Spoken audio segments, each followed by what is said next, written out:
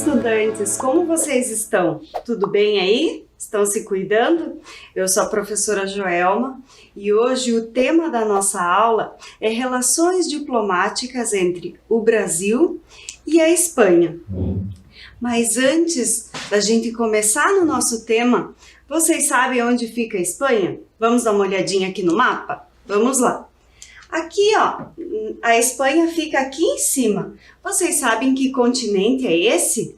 E nós estamos logo aqui, ó, na região sul, no estado do Paraná, indicados aqui na setinha. Então, voltando lá para a Espanha, sabem qual é o continente? O continente é o continente europeu. E a Espanha faz fronteira, ou seja, tem como vizinhos esses países aqui, ó. Portugal, Andorra, que é um território bem pequenininho, mas também faz divisa ali com a Espanha, a França, Marrocos e aqui ao sul ali da costa da Espanha temos Gibraltar, que por questões políticas ele não pertence à Espanha e sim ao Reino Unido. E agora eu quero convidar vocês para pegar alguns materiais que a gente vai utilizar uma atividade bem bacana lá no finalzinho. Então vamos lá. O que a gente vai precisar ali? Papel branco, lápis ou caneta, fita adesiva, pode ser dessa ou do que vocês tiverem aí, pode até ser cola, tesoura. E esse papel cartão, ele é um papel um pouquinho mais grosso, mas não precisa ser o papel cartão. Pode ser até aquele rolinho do guardanapo de papel, sabe aqueles rolinhos? Pode ser aquele também que vai facilitar bastante a nossa vida. E uma outra coisa, eu vou dar um tempinho para vocês pegarem os materiais e vocês já aproveitam e lavam as mãos enquanto eu vou higienizar as minhas e a gente já volta para começar a nossa aula. Combinado?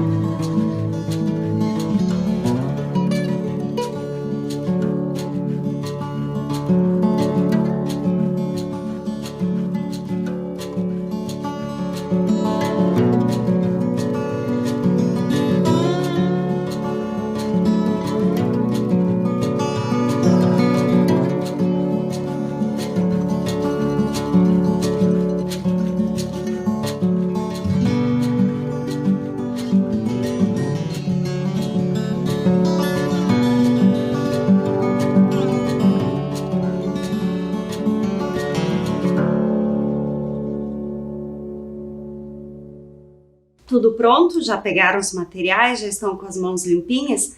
Então agora nós vamos começar a falar do nosso tema, tá?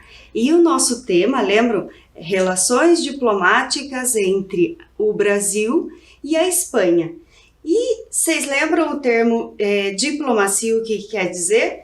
Então, diplomacia é a arte de preservar ou defender os direitos e interesses do Estado em uma negociação com governos estrangeiros. E o diplomata é o responsável por representar os interesses de um país lá no exterior, principalmente mantendo as relações, as boas relações internacionais. E o diplomata, ele pode exercer as funções tanto na embaixada quanto no consulado. E o embaixador é o mais alto representante do governo em um país estrangeiro. E a embaixada é a representação oficial de um governo dentro do território de outra nação. E olha que legal, cada país tem apenas uma embaixada de cada nação parceira, sempre localizada na capital do país. E no nosso caso, então, é em Brasília. O Palácio Itamaraty, ele foi projetado pelo Oscar Niemeyer e inaugurado lá em 1970 e é a sede do Ministério das Relações Exteriores.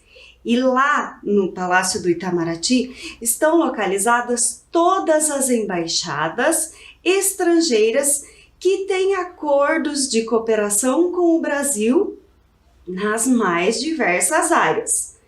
E já na Espanha, olhem lá, na Espanha é o Palácio de Santa Cruz. E o Palácio de Santa Cruz foi construído lá há muito tempo, no século XVII. E ele é a sede das relações exteriores e cooperação da Espanha, desde 1938, localizado na cidade de Madrid. E as relações entre o Brasil e a Espanha referem-se às relações bilaterais, e diplomáticas que reforçam os laços históricos, culturais, humanos e políticos. E o representante do Brasil lá na Espanha é o embaixador Pompeu Neto. Olhem lá na tela de vocês, esse é o embaixador extraordinário e plenipotenciário do Brasil na Espanha. Por que ele é plenipotenciário? Porque ele tem plenos poderes para representar o Brasil lá na Espanha. Além de representar o Brasil na Espanha, também ele representa o Brasil no Principado de Andorra. Lembra aquele território que eu mostrei para vocês lá no comecinho da aula? Então, ele representa a Espanha e Andorra também, tá? Diferente da embaixada, os consulados podem ter vários postos dentro de um mesmo país, facilitando então o acesso de serviços à população, conterrâneos e estrangeiros. E não há limite de consulados para cada país. E cada consulado tem o seu cônsul, que é o representante maior ali, o cônsul geral. Então, cada um tem o cônsul. E no Brasil, existem também a seção consular da Embaixada da Espanha em Brasília. Vou mostrar para vocês o mapa. Em Brasília, e existe daí o consulado geral em São Paulo, tá? No Rio de Janeiro, Salvador e Porto Alegre. Olhem bem no mapa, porque agora nós vamos falar de nós aqui, ó. E no Distrito Consular de São Paulo, há uma série de consulados e vice-consulados e consulados honorários que colaboram com o Consulado Geral na prestação de serviço. Como vemos no mapa, a demarcação do Consulado Geral da Espanha em São Paulo, essa região que está aqui em vermelho, ela tá englobado ali 3 estados diferentes de 3 regiões do Brasil. Se vocês olharem lá, ó, Mato Grosso do Sul, que é do Centro-Oeste, São Paulo, que é do estado de São Paulo, e nós aqui, o Paraná, da região Sul. Então, o Distrito Consular de São Paulo é responsável por esses 3 estados. E olhem lá, esse é o Consulado Geral da Espanha em São Paulo. Dá pra gente ver ali as bandeiras, né? Então, o nosso consulado honorário aqui presta, né, serviço, então, dentro do Distrito Consular de São Paulo. E o representante, o cônsul geral de São Paulo é o Miguel Gomes de Aranda e Vilém, que está, então, no cargo desde setembro de 2020. E aqui em Curitiba, nós temos uma consuleza, que é responsável pelo consulado honorário da Espanha aqui em Curitiba.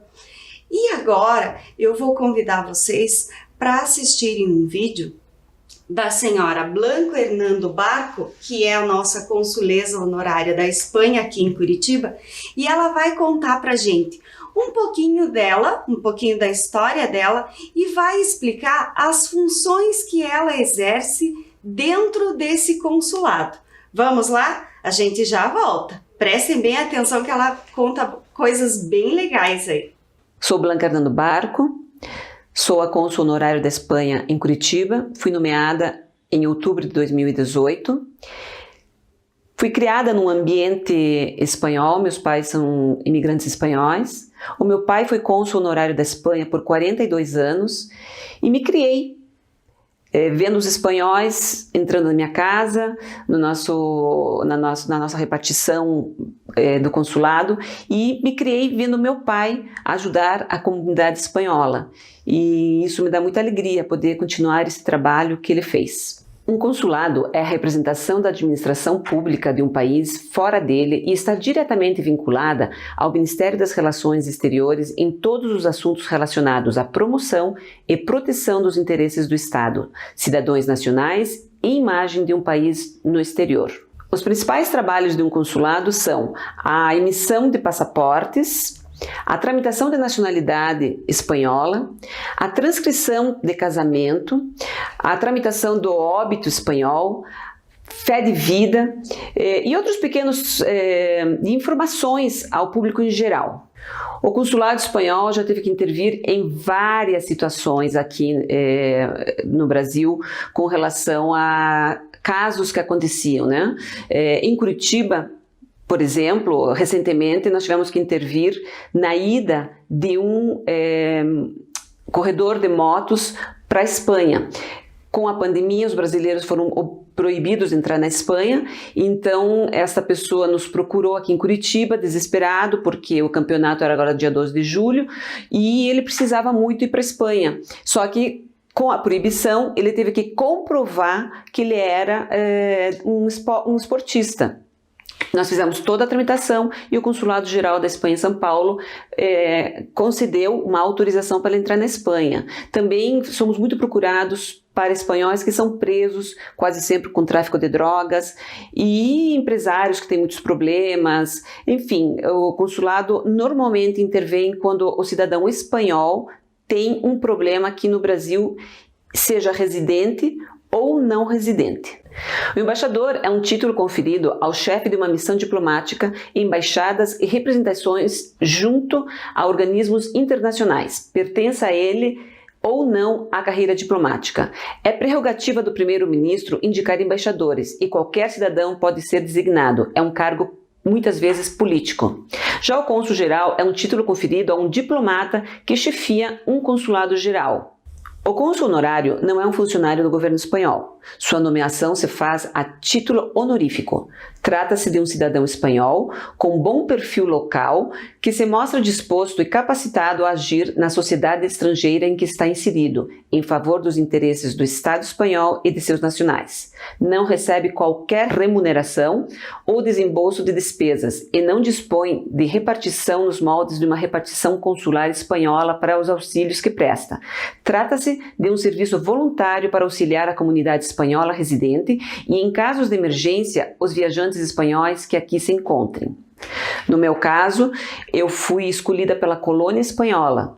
É um processo, ser cônsul honorário é um processo muito longo e difícil. Uma vez que a colônia espanhola em Curitiba fez um abaixo-assinado solicitou a minha nomeação, o meu processo demorou 3 anos até que o Estado espanhol me nomeou cônsul honorário da Espanha. Na verdade, os consulados fazemos uma ponte entre os países, entre a Espanha e o Brasil neste caso. Muitas vezes também ajudamos a pessoas que estão passando por aqui, que estão com necessidade, que não conseguem muitas vezes voltar para a Espanha, apesar dos tempos modernos, eles chegam que não têm dinheiro, que perderam o passaporte, tudo isso nós ajudamos as pessoas a fazer. Nem sempre os diplomatas podem fazer aquilo que querem, porque existe uma série de leis que devem ser seguidas. Mas houve uma ocasião, um diplomata que realmente ele não fez aquilo que deveria ter feito, o que estava no papel, mas ele salvou 5.000 vidas. Foi o diplomata Ángel Sanz Brits, na Segunda Guerra Mundial. Ele era embaixador da Espanha em Budapeste, na Hungria, e ele salvou 5.000 judeus do Holocausto. Os judeus, eles iam até a embaixada alegando que eles eram judeus sefardis. Os judeus sefardis é uma ramificação dos judeus que foram expulsos da Espanha em 1492 e são considerados espanhóis. Então este embaixador, vendo a gravidade da situação, eles pediam passaportes para estas pessoas como espanhóis e assim eles podiam sair da Europa e fugir para outro lugar. Ele foi reconhecido por Israel como justo entre as nações em 1989. Assistiram o vídeo, viram que ela conta as funções dela dentro do consulado? É bem bacana, né? E agora vamos falar um pouquinho do momento em que os espanhóis chegaram aqui no Brasil. E por falar em espanhóis, então, foram vários imigrantes e eles estavam juntos, né? Imigrantes quer dizer, então, que as pessoas saem do seu país de origem e vão morar em um outro país. E a imigração espanhola no Brasil aconteceu em momentos diferentes. Não foi uma vez que os espanhóis chegaram aqui. Não, eles aconteceram lá. No período colonial, nas ondas migratórias do final do século XIX e início do século XX, e dentre as correntes de imigrantes europeus que se dirigiram ao Brasil até 1929, os espanhóis formaram o terceiro maior contingente de imigrantes, superados apenas pela Itália e por Portugal, ou seja, italianos e portugueses. E durante a década de 1930, com a eclosão da Guerra Civil Espanhola, o fluxo de espanhóis aqui no Brasil aumentou. Então, olhem lá, a Segunda Guerra Mundial, que aconteceu lá do período de 1939 e 1945, que foi um impacto gigante para o mundo todo, né? E pensem na Europa ali, os impactos dessa guerra. E a Espanha, além dos impactos da guerra, também sofreram com a ditadura de Francisco Franco, que durou ali mais ou menos 40 anos. E fazendo com que as famílias inteiras, então, deixassem a Espanha para tentar uma vida nova, fugindo, então, da instabilidade financeira, da falta de trabalho, da pobreza e da repressão política. E nas décadas de 1950, 1960, muitas famílias chegaram aqui na nossa cidade, em Curitiba. E a partir daí, se dedicaram a várias coisas, ao comércio, à gastronomia, à construção e também às profissões liberais. E os imigrantes que aqui chegaram, eles sentiam a necessidade de ter um ponto de referência, um local de encontro para quem chegava. Então, fundou-se a Sociedade Espanhola. Aqui até nessa foto vocês podem ver ali, ó, Centro Espanhol do Paraná.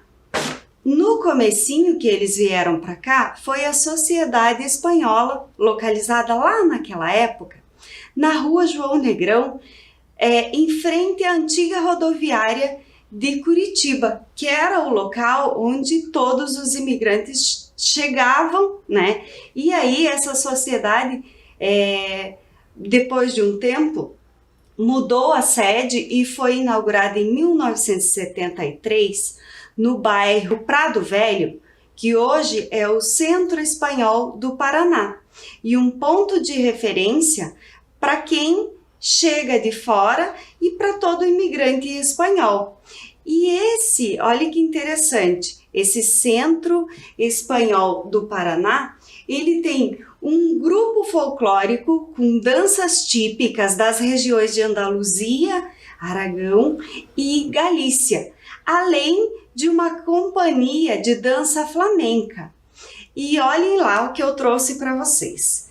A nossa consuleza, ela, além de representar a Espanha aqui em Curitiba, no consulado honorário, ela também é professora e diretora do grupo folclórico. E eu trouxe para vocês um vídeo que é riquíssimo. Prestem atenção em cada detalhe, até no cenário, que ela vai mostrar para a gente. Então eu vou deixar vocês com esse vídeo e a gente já volta, tá bom? Sou Blanca Rando Barco, professora e coreógrafa de folclore da região de Aragão, no Centro Espanhol do Paraná. Também sou diretora de folclore do Grupo Folclórico do Centro Espanhol do Paraná, que é afiliado à Associação Interétnica do Paraná, da qual, na atualidade, sou presidente. Desde pequena, faço parte do Grupo Folclórico do Centro Espanhol do Paraná, dançando o flamenco, que é da região de Andaluzia, e a rota aragonesa, típica da região de Aragão. Nosso grupo teve a honra de se apresentar várias vezes no pavilhão étnico, mostrando a riqueza do folclore espanhol. Mas hoje, trago até vocês algumas curiosidades dos adereços usados nas danças, dessas duas regiões, Aragão e Andaluzia. As castanholas têm mais de 3.000 anos de criação. Sua invenção é atribuída aos fenícios, que ocuparam Tartessos, Cádiz e Huelva, e elaboraram as primeiras castanholas ou palillos. Usando madeira e graças ao comércio, se expandiram ao longo do Mediterrâneo, como na atual Itália e na Croácia. É provável que os gregos e romanos conhecessem as castanholas na Espanha. Os gregos as faziam de ossos e as chamavam de krusmata ou cróstalos e eram usados para cerimônias religiosas e ritos festivos. Mas foi na Espanha onde esse instrumento conseguiu ter seu espaço na cultura, adquirindo uma notável importância em seu folclore e principalmente para a música. Sua posterior evolução ocorreu durante a Idade Média. Se popularizou muito na França, conhecida como marronettes, palavra que equivale a castanhas pequenas, muito parecidas às castanholas atuais. Elas eram ajustadas com um cordão no polegar e no dedo médio. Na Espanha, as castanholas começaram a adquirir importância nas danças populares a partir do século XV.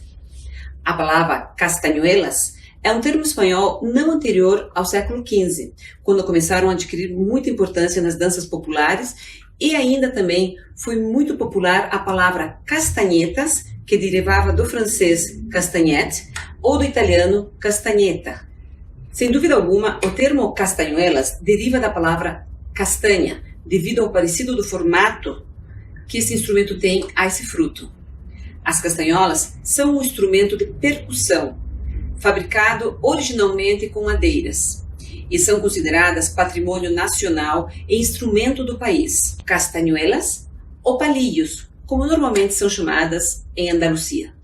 A castanhola espanhola é a única que evoluiu através do tempo, ao contrário do que aconteceu com os demais países, onde permanece a sua forma original. Na Espanha, foi mudando, adaptando-se às necessidades dos intérpretes ou do bailarino, até adquirir a forma ideal para a boa execução dos ritmos acompanhando o canto ou a dança. As castanholas são utilizadas tanto para o flamenco como para as danças tradicionais do folclore espanhol. Por isso, encontramos vários tipos e formatos de castanholas. As do flamenco e as das danças espanholas ou a da jota. Variam às vezes o desenho delas mas algo é muito característico, é a forma de ajustar a castanhola. No flamenco sempre são ajustadas por um cordão e a castanhola é colocada no polegar. O toque da castanhola consiste em carretilha e tempo. Riá, riá, piá, riá, riá, piá. Normalmente aprendemos assim, fazendo carretilha com a direita e toque com a esquerda. Aprendendo carretilha e golpe, podemos fazer infinidade de tempos.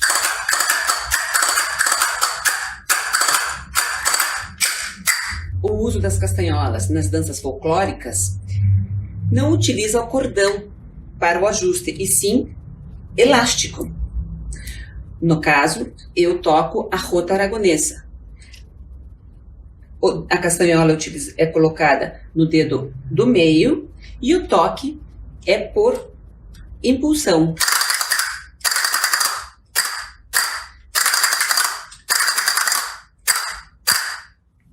Podemos encontrar uma variedade imensa de castanholas, desde as turísticas até as profissionais.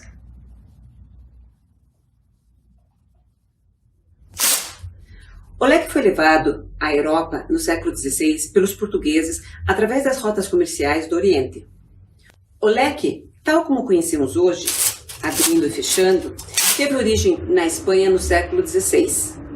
Em 1802, existiu em Valência a Real Fábrica de Leques. Existe uma infinidade de leques, modelos, cores, para todas as ocasiões.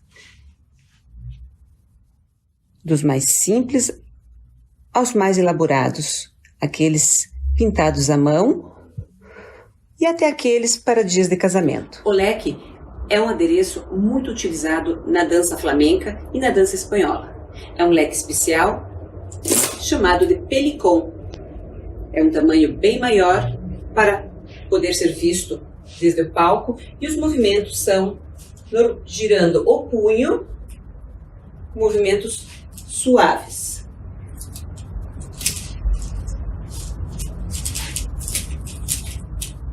A peineta é um ornamento feminino para o cabelo que consta de um corpo convexo e um conjunto de pontas que se encaixam no coque. Alguns vestígios de peinetas foram achados na escultura de La Dama de Elche, em Alicante, que data do século IV a.C. Mas foi só a partir do século XVII que a peineta se popularizou e se estendeu pelos territórios hispânicos e principalmente no México e Nápoles. Na Espanha, começou a ser usada desde o final do século XVIII, principalmente em casamentos, batizados, procissões, espetáculos tradicionais e espetáculos da música flamenca ou folclore. Podemos encontrar uma variedade imensa de peinetas, peinecillos, em todos os tipos e cores que podemos imaginar, para todos os gostos. As peinetas podem ser usadas também nos trajes folclóricos, como é o caso da rota aragonesa.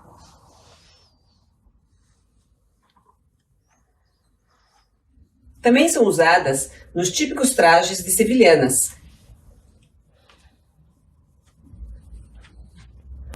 As peinetas também podem ser utilizadas nos trajes de flamenco.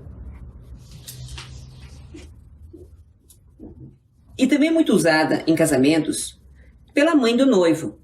Não é um sinal de luto, e sim indicando que ela é a madrinha. Também muito usada por noivas no dia do seu casamento.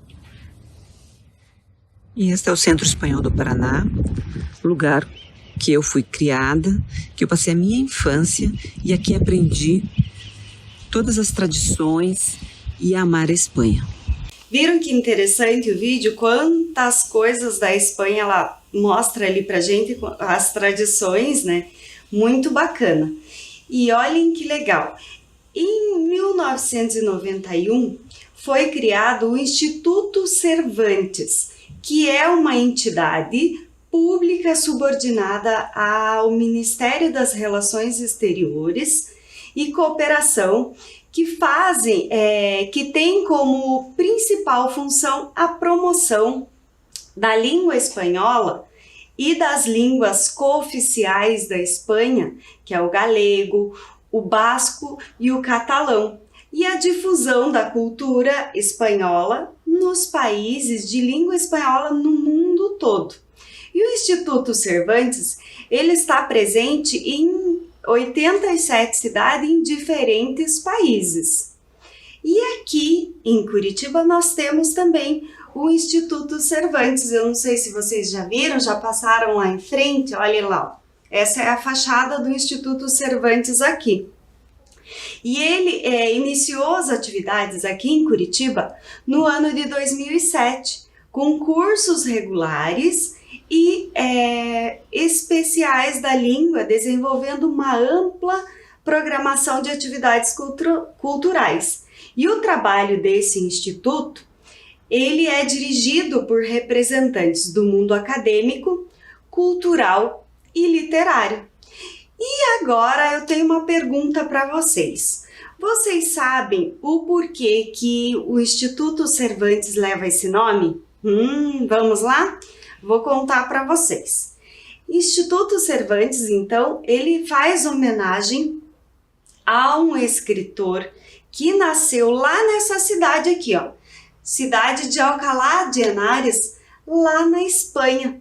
Lá no ano de 1547, nasceu nesta cidade o Miguel de Cervantes Saavedra, e ele escreveu um livro que ficou conhecido no mundo todo, o livro de Dom Quixote ou As Aventuras de Dom Quixote. Já ouviram falar? Então, lá na Espanha também tem uma praça na cidade de Madrid que faz homenagem então a esse escritor conhecido no mundo todo, que é a Praça de Espanha, como vocês estão vendo ali. A Praça de Espanha tem muitas fontes, oliveiras. Sabem que fruta da oliveira? A azeitona, isso mesmo. Então, tem muitas oliveiras, tem construções monumentais ao redor da praça, que são construções também históricas.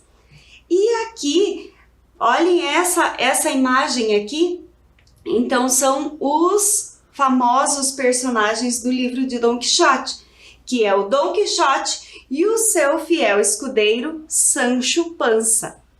E logo aqui nesta imagem aqui que eu estou mostrando bem aqui para vocês, ó, está o Miguel de Cervantes. E lá em cima é uma escultura que representa a importância desse clássico romance conhecido no mundo todo, em todos os continentes. E tenho mais uma curiosidade para vocês. Pertinho ali da Praça de Espanha, em Madrid mesmo, hein? Tem um templo que saiu lá do Egito, olhem lá, saiu lá do Egito e foi parar em Madrid. Já ouviram falar desse templo? É esse templo aqui, ó. É o Templo de Debo. E o Templo de Debo, ele começou a ser construído no século II a.C., na cidade de Assuão, lá no Egito. E essa foto do templo foi antes dele ser transferido, então, para a Espanha. No século XX, o governo do Egito precisava construir uma barragem para gerar eletricidade. E o templo, então, ficaria submerso com essa barragem. Então, o Egito doou esse templo para a Espanha. E agora pensem aqui, olhem a quantidade de pedra, como que esse templo chegou até a Espanha. Vou contar para vocês. Então, olhem lá. O templo foi desmontado e transportado em embarcações pelo rio Nilo até o porto de Alexandria. E seguiu então de navio cargueiro até o litoral da cidade de Valência. Da cidade de Valência foram carregados caminhões, né, com essas partes do templo, até então chegar na cidade de Madrid. E o templo, então, foi reconstruído e manteve a sua composição original. Lá de Assuão, então, foi parar em Madrid e olhem lá como ele está hoje. Eu trouxe algumas fotos para vocês, ó. Essa é a vista durante a noite, aqui. E essa doação desse templo também serviu como agradecimento, porque os espanhóis ajudaram os egípcios a reconstruir as construções, então, de Abu Simbel. E pertinho ali, deixa eu contar para vocês, pertinho, a cidade de Madrid é bem interessante, que se vocês forem pesquisar depois que acabar a nossa aula, ela tem muitas coisas que são construções históricas e curiosidades turísticas, uma pertinho da outra. Se vocês forem pesquisar, vocês vão ver.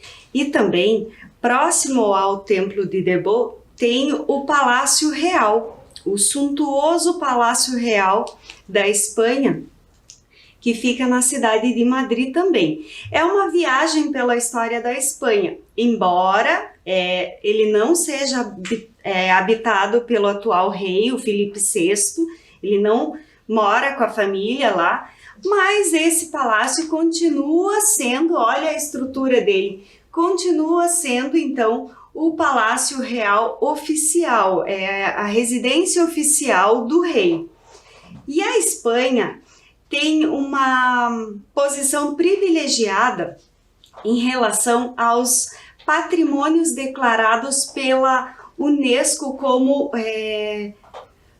importantes para a humanidade. E lembra, Unesco, Organização das Nações Unidas para a Educação, a Ciência e a Cultura. Eu vou mostrar para vocês dois desses espaços, que é a Catedral de Burgos, que fica no município de Burgos, e as obras de Antoni Gaudí, que é um arquiteto espanhol. Essa obra fica em Barcelona, mas ele tem outras, e eu deixo aqui como dica para vocês, quando terminar a aula, porque a gente ainda tem algumas coisinhas para falar, procurem a lista dos patrimônios declarados pela Unesco lá da Espanha. São mais de 40 itens e é uma coisa mais interessante que a outra.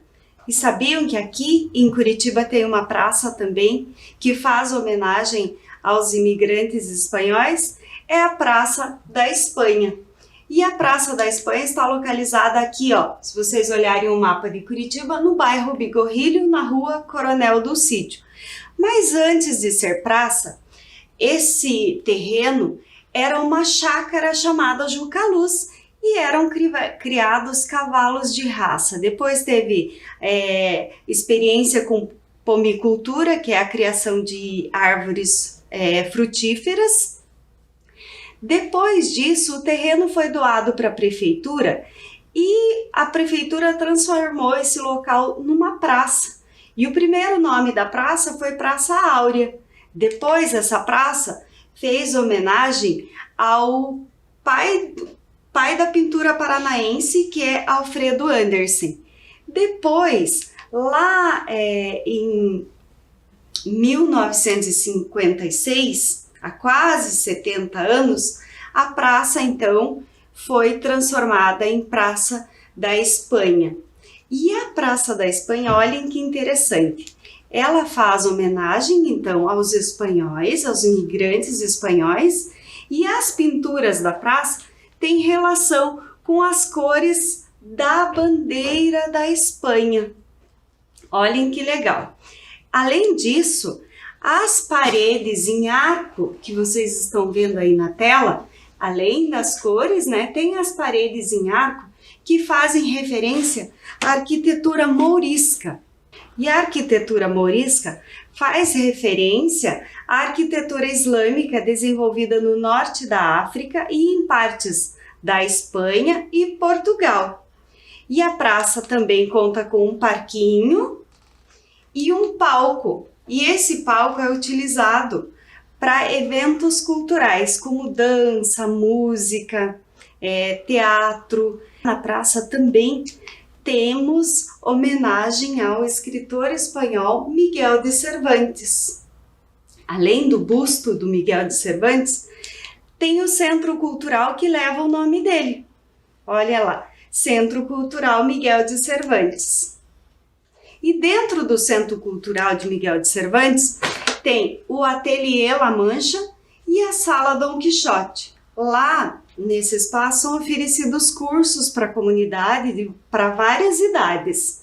Além disso, claro, temos também a Casa da Leitura, que faz parte do Centro Cultural de Miguel de Cervantes. Ela era antes o Farol do Saber e agora é a Casa da Leitura, que está integrada ali nesse centro. Quanta coisa a gente viu, não é mesmo? Vimos lá desde as relações diplomáticas do Brasil com a Espanha, já vimos curiosidades da Espanha para a gente conhecer um pouquinho, para entender o porquê que nós aqui fazemos homenagem aos imigrantes espanhóis. E agora eu vou propor para vocês uma atividade. E essa atividade, então, lembra os materiais que eu falei lá no comecinho? Nós vamos começar essa atividade aqui. Eu vou pegar os materiais para a gente fazer, eu vou começar aqui e aí vocês vão terminar em casa, combinado? Então vamos lá para a nossa atividade? Eu vou propor para vocês, para a gente criar uma cápsula do tempo. O que é uma cápsula do tempo? Eu vou explicar para vocês como é que a gente faz e aí vocês seguem em casa fazendo depois. A cápsula do tempo, quando a gente abrir essa cápsula, a gente volta ao passado. Mas agora, olhem lá. Então eu peguei aqui, lembra o papel cartão? Peguei lá 30 centímetros do papel cartão. Por que tão grande assim? Porque aí aqui a parte de baixo a gente vai colar aqui e a parte de baixo depois a gente corta para dobrar e colar para ficar um fundo igual esse aqui, ó. Do mesmo papel eu fiz aqui. E a tampa, eu fiz uma tampa, mas se vocês não quiserem fazer no mesmo formato, aqui em cima, dá também, porque aí essa cápsula vai ser fechada com fita, tudo certinho. Então, por isso que eu falei que se vocês tiverem um rolo de guardanapo também dá, porque daí a gente só fecha ele. O que a gente vai guardar na nossa cápsula do tempo? Então, vocês vão pegar a folha em branco de vocês e vão anotar lá o nome, a data, podem pôr o horário e eu vou pedir para vocês a primeira coisa. Colocar dentro tudo que vocês escrever, um pequeno texto, e colocar aqui dentro tudo que vocês aprenderam neste dia de hoje, tá? Tudo que vocês acharam que foi mais importante, se vocês foram pesquisar alguma coisa na internet, incluam nesse texto detalhes, podem colocar detalhes, enrolem o papel e coloquem aqui. Outra coisa que eu vou pedir para vocês também é para que vocês façam, podem fazer esse em tópicos ou se quiserem, quem gosta de escrever bastante pode também. Escrever numa folha como que está a vida de vocês hoje, qual a relação de vocês com os familiares, a gente já falou bastante dessa questão de se relacionar, então coloquem a relação de vocês com os familiares, com a escola, então escrevam tudo que vocês estão pensando aí, relatem e guardem. Ai, professora, eu queria guardar alguns objetos. Se for objeto pequeno, dá para guardar. O interessante nessa atividade é que vocês escolhem um tempo. Vocês podem escolher, então, eu quero abrir no final do ano. Eu vou abrir daqui 2 anos. Então, vocês vão estipular isso e aí vão fechar. Vocês podem pegar lá a fita adesiva de vocês, guarda tudo que for de interessante, fecha bem essa cápsula e guarda num lugar bem escondido. E aí, ao final do tempo, pode ser o final do ano, vocês vão abrir e voltar ao passado e descobrir o que aconteceu, tá? Então, essa é a atividade, vocês podem continuar fazendo. Infelizmente, o meu tempo acabou. Eu deixo um enorme abraço para vocês, se cuidem e até o nosso próximo encontro.